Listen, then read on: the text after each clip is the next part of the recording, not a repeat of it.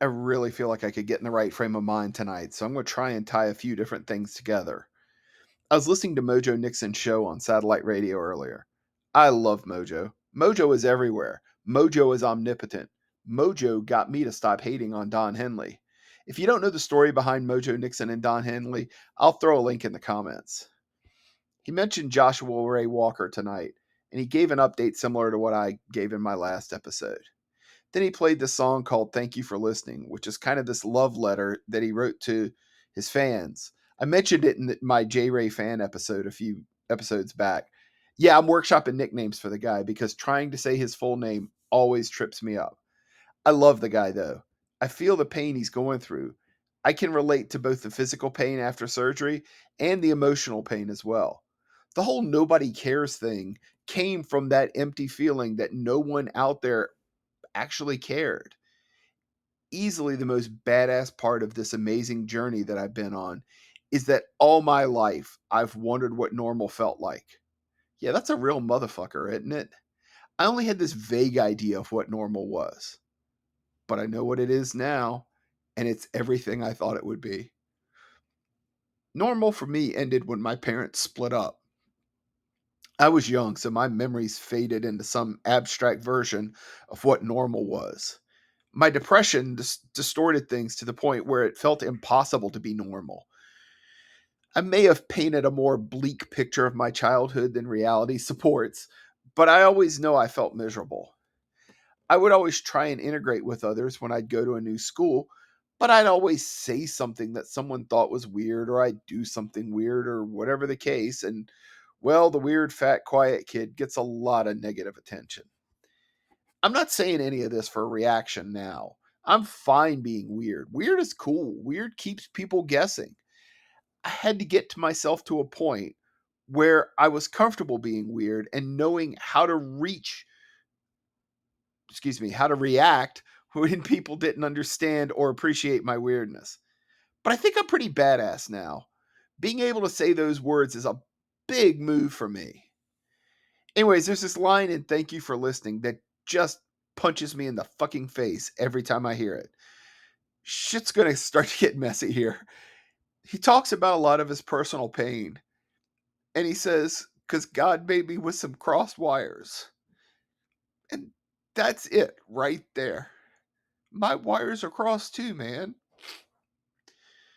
He talks about some painful stuff that I can't personally relate to. But man, that one line just fucking nails it, man. So every new school meant some new person that come along and torment me. I could not get past the awkwardness of establishing friendships before we'd end up moving again. And adolescent boys being like they are, a lot of them took advantage of the situation. You're probably thinking, hold up, dude, what happened to all the positivity? Be patient. Wait until the end. If you know me in real life, there's one name that always sort of stuck out when I talked about bullying. It's not really sincere of me to call him a bully, though. He definitely tormented me, and there was one moment in particular that really fucked me up for a very long time. Look, in the past 2 years, last year in particular, I have traveled light years mentally. My anxiety is still there, but not nearly with the pervasiveness it once had. I drove home tonight relaxed and at ease with the world in general. And it was during rush hour. That's humongous for me. Sometime last fall, I was just having the greatest day. I'd heard from a friend I hadn't spoken to in way too long. He told me about some of the stuff going on in his life and some of the challenges. And one story in particular reminded me that, as trite as it sounds, tomorrow's not a guarantee. That moment moved me to post on Facebook to tell more people you love them. I firmly mean that, by the way, not in any way other than to let people know they are important to you. It's important for us as people to love and appreciate one another a lot more. Here's a real quick aside. I don't do social media for the likes or whatever. If I tell a joke and two people respond, if they're the right two people, that's all that matters to me. That comment, though, got a lot of the right people to react. And then there was one surprise, my tormentor from high school. The final boss in the video game being played in my head told me he loved me. It stunned me initially, seeing this name staring back at me, but I knew what I had to do. I told him I loved him back. I felt shit change in my head the moment I said it. Change for the better, too. It was gone. All that pain is a memory now. A vague, distant, still painful, but fully resolved memory for me. I remember a few years back, there was a man in Texas named Greg Barrett who publicly confronted his bully. At that point in their lives, Mr. Barrett's tormentor had been appointed to the highly respected position of school board commissioner in Katy, Texas.